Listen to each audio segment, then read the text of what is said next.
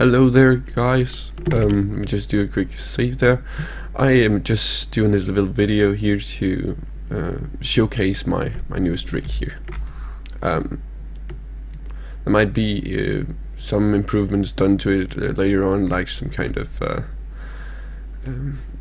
control box over here for the facial animations, etc.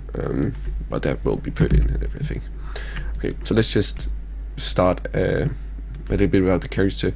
I made the character to be as toony and as stylized as possible, so it's cute to look at, but there's also some animation potential, to make some great expressions, etc. So I designed him like this, like a little monkey kind of thing with some human anatomy added to him. Yeah, and he has some wrinkles back here and a little butt. So let's take a look at the legs first. The legs I designed in a new way that I haven't done before. I wanted some animators like to, have the ability to twist along with the controller or with some kind of, control over here, a value. They just roll and then they will twist. But I wanted to also, for those that don't like that, they have this kind of control still. So let's see. We do like this, you see it follows, but if I can still go in and offset this, and then it's because it's parented under a aim constrained locator that follows the leg kind of thing, and it always looks down upon this. So that also means that I have a no flip. Now it's a bit offset, but I have a no flip. It will also always follow and keep, on the outside of the leg. That works really well. Then also another thing to note about this project is that there's no blend shapes. It's all joints.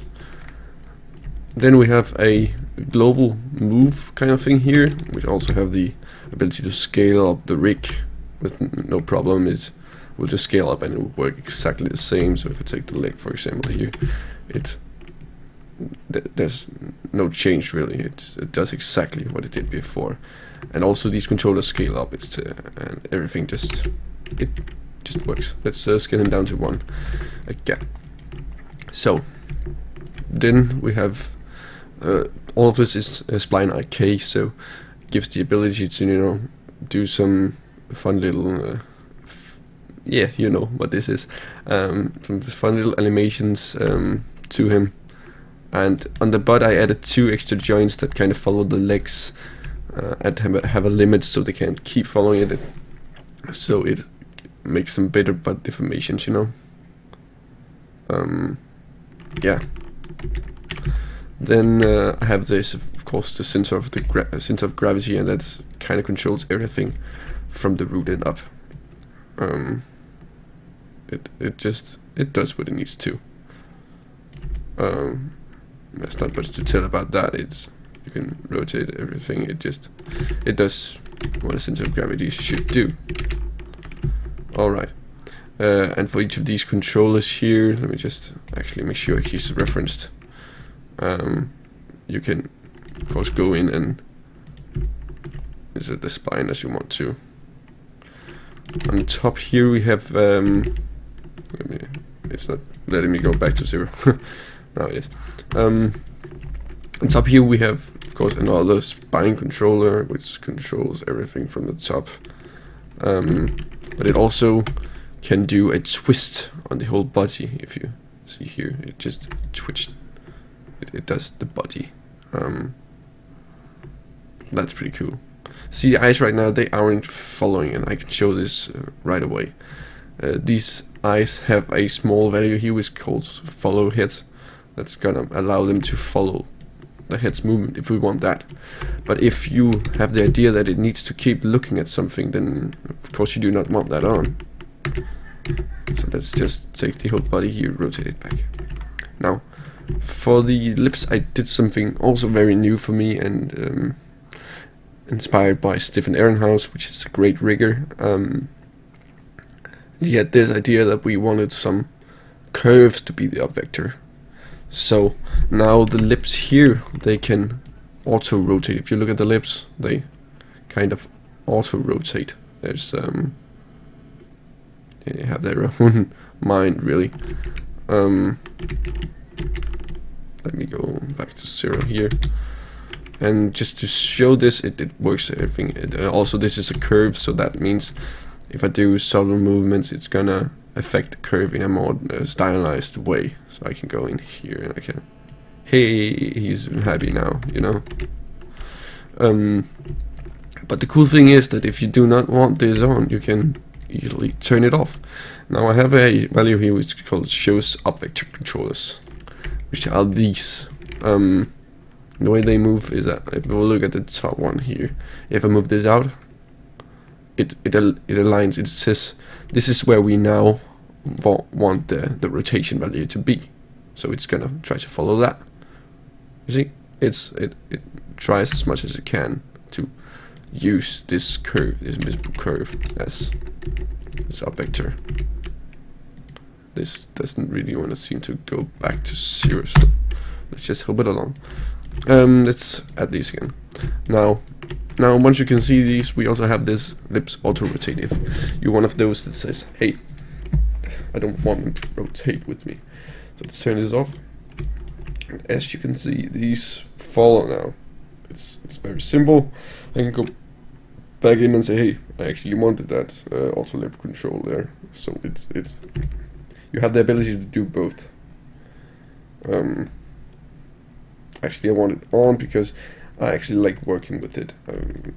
You have the controls go in that, but once this is set up, you have the animators don't need to do as much work to make it look great, you know, because the rotation is not as big as an issue. Now, you might have noticed that these teeth in here, they follow. There is a locator in here that is assigned to the mesh. It has point and poly constraint, so when I move this, the constraint will send it to these along with the poly that moves in there, so the teeth don't actually go through the outside mesh here. We do not want that. Alright, let's go back. That's pretty much the base here. Then I have these shoulder controllers here that's gonna allow you to really get some, you know, set up here, and we can allow that to go back down, and it does the same thing back down, and if we want to, we can also make it go forward and backward. It does some pretty good deformations. Let's get up to 0 just to work with that. And then we of course have our IK, FK here, and you may have seen this FK, IK here.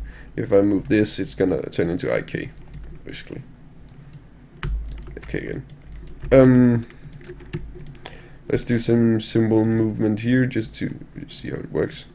We have some arm here. We want this arm to go there. We want this hand to have a little bit of rotation. And let's move it back down so he's a bit feminine. It seems to go a little crazy sometimes right now. Alright, then we want this here, and for example these two, I have finger controls for these. You want them to be more inward, and the thumb looks fine. It has the same kind of control. It can do exactly as the other ones.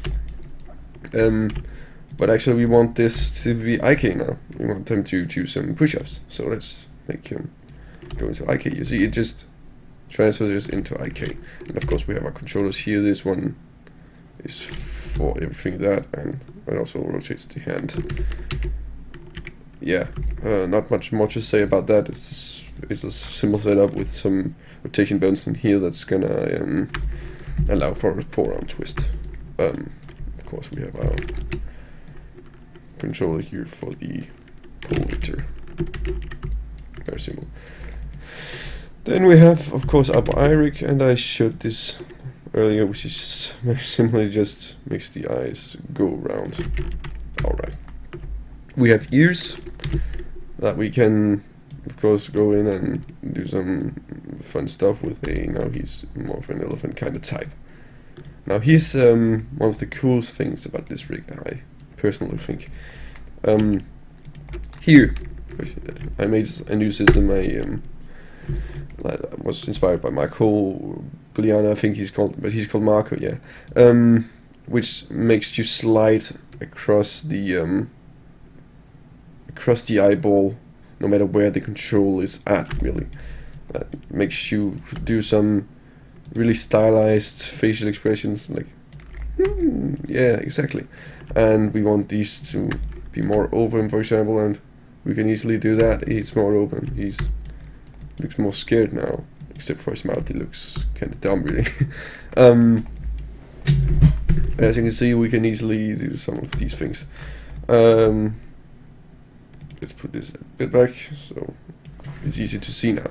I have also added a smart blink feature here. This is for the lower. Let's see here. Smart blink for the lower is going to where the smart blink is, and let's do it for the same for the upper. You see they kind of do a blink here, and I can decide where that blink should meet, you know, for the eyes. That really is a quick way to do a blink. Of course we have the eyebrows also. Very simple eyebrow rig. Not much more to say about that. It's curve based, and that's pretty much my rig here, and I think it really showcases what this character can do in kind of advanced, but and only joint based. There is no you know, blend shapes involved in this. I wanted to make him joint based. That was the challenge of this guy. No sculptures involved. It's all joints. Yeah. So that is pretty much that for this video here, where I showcased Monkeyboy, and thank you for watching it. Hope you got something out of it, maybe some inspiration or something. So yeah, thank you for watching it.